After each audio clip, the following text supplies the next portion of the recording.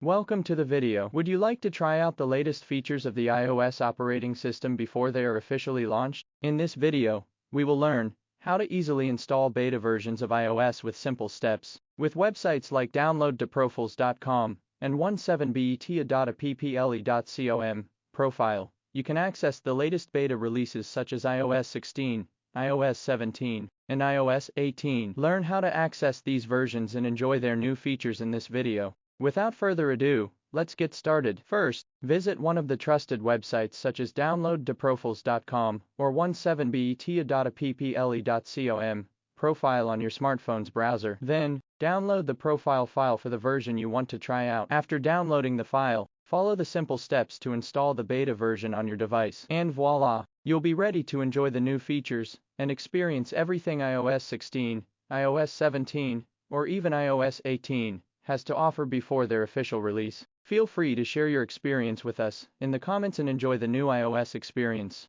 And that's it for this video. We hope you're now able to successfully install beta versions of iOS and enjoy the new features they offer. Don't forget to subscribe to the channel for more videos about the latest technologies and news. Thank you for watching, and we'll see you in the next videos.